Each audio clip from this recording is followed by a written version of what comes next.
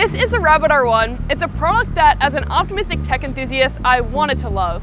But I think that the RayBan Metas are a much better buy. In this video, I'm going to show you a couple different use cases to illustrate why. I feel like the RayBan Metas just out-deliver on every single promise that Rabbit made with this product, except for one. There is one feature that this has that the RayBan Metas don't that I'm going to show you.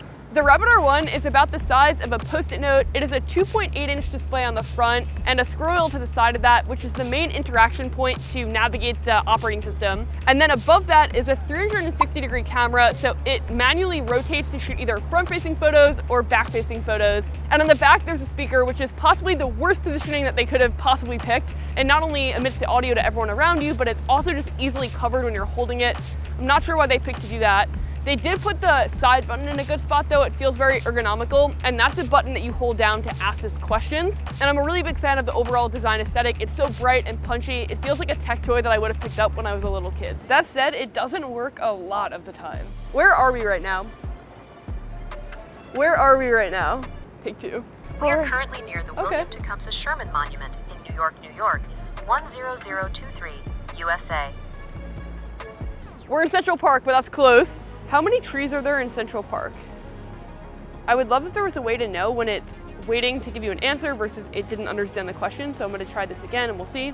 How many trees are there in Central Park?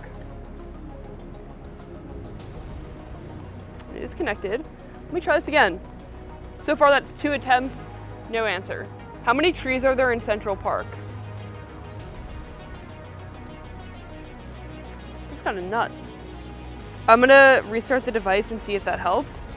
This is a very basic question I'm asking it to do, so not a great start to the video. And that is reason number 1 why I think the RayBan Metas are going to be a better device. And that's because they have Meta AI built into them. So it feels not only really intuitive to have like the AI on you, like you're wearing it, but then B, it's Meta that's building the platform. So they obviously have significantly more engineers and operators that can build the large language models versus Rabbit, who's a startup. So I'm gonna keep showing you these throughout the day, and I'll actually show you how this AI compares, but I'll start by just asking it a question. Hey Meta, what's the temperature in New York?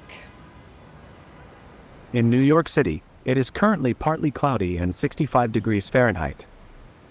Okay, so that was really instantaneous, and also the way that the speakers are positioned, they're right above my ears, so I can hear it really well, but the people around me can't necessarily hear it, which is really nice, versus the RayBan R1 where it's kind of broadcasting to the world what you're asking and what it's answering. The reason why I think the RayBan Metas are really enticing is because while they have all the AI built in and that makes it exciting and you can ask it a lot of questions, they also have other features built in, like the camera. And I'm gonna show you an example of video footage from the camera while I talk about this video's sponsor, Hubspot. Feels like AI is integrating into everything recently, not just the RayBan R1 or the Meta glasses, but also into our workflow. I feel like I constantly get asked if I use ChatGPT and how I use ChatGPT to come up with video ideas, or for students, how they can use it to write essays.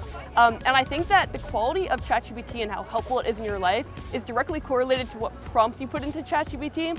And so Hubspot, who's like a thought leader in so many different industries, and especially tech, just came out with a free resource that allows you to kind of supercharge your productivity and learn how to use ChatGPT most effectively.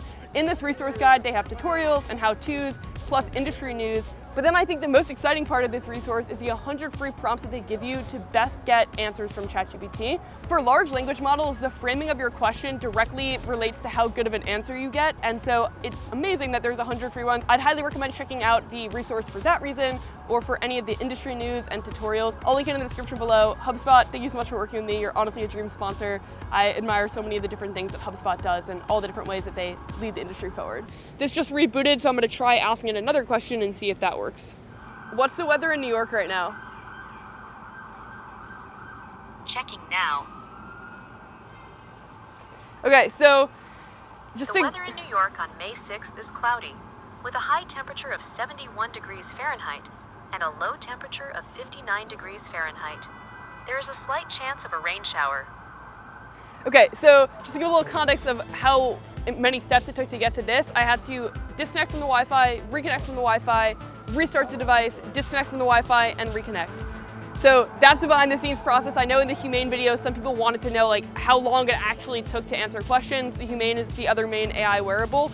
So that took a while. I will say what I like about this, there is that visual component, so I can actually now scroll through and see all the different temperature. And I'm saying scroll through because the main interaction point with the RayBan R1 is this scroll wheel here. It is a very fluid scroll, but the touchscreen doesn't work. So technically it's touchscreen capable, and when you're typing in a password or something, you can use the touchscreen, but otherwise it is the scroll wheel. And even for settings adjustment, so you shake this in order to go to the settings app. If I want to increase the volume here, you have to hold down this button on the side and then use the scroll wheel. So it's kind of a two-handed action versus just having a touch screen and being able to like swipe up and down. Look and tell me what you see. I see a beautiful garden filled with lush green foliage and vibrant purple tulips. Hey Meta, look and tell me what you see. There appears to be a variety of plants, including tulips and other greenery. Hey Meta, what color are the tulips? The tulips appear to be a shade of purple. Can you tell me more about them? The image shows a cluster of large, vibrant purple flowers with green foliage, which are characteristic of tulips. I mean, I do think it's pretty cool that the AI can look at a subject with its camera and then describe it. Like, my mind is immediately racing about how that can make accessibility better. All right, let's see if it recognizes the Apple Watch. What type of watch is this? Taking a look now. This is an Apple Watch. Is it an Apple Watch Ultra or a regular Apple Watch? Taking a look now. This is a regular Apple Watch, not the Apple Watch Ultra model. It is actually the Apple Watch Ultra. Let me try The to display and design features shown in the image show are it the consistent. side to see if it gets it. Is this a regular Apple Watch or the Apple Watch Ultra? Let me take a look. Based on the image, this appears to be an Apple Watch Ultra. Okay, that time we not got a it. regular Apple Watch. That was correct. So the second time when I gave it more context, it was able to understand. Hey Meta, what Apple Watch am I looking at? The Apple Watch you are looking at is the Series 7. It's indeed not the Series 7, so both of them got that wrong initially. The RayBan R1 ended up actually ultimately getting that right. So that's vision, and it's related to a tech term that's really important to know called multimodal AI, a type of AI that's based on having two inputs to generate the output. So in this case, the two inputs would be your voice and the camera. RayBan's also trying to sell the R1 on the idea that eventually it will have a large action model. A model that's like an LLM, but instead of being based on text input, it's based on behavioral input. Meaning that hypothetically, the R1 could learn over time what actions you and thousands of other users normally take when you open up an application, order food, call an Uber, etc., and then emulate those same actions. That's the big promise with a large action model. I actually think that's a really exciting promise. In actuality, this is just like an underbaked product that doesn't do any of the things that it's supposed to do yet. And I think about like little kid me, or even now me, like just an insatiable curiosity for everything that's happening in the world. And this feels like a tool that could really be a nice companion. But we live in a world where smartphones exist and they can provide that same utility more reliably right now.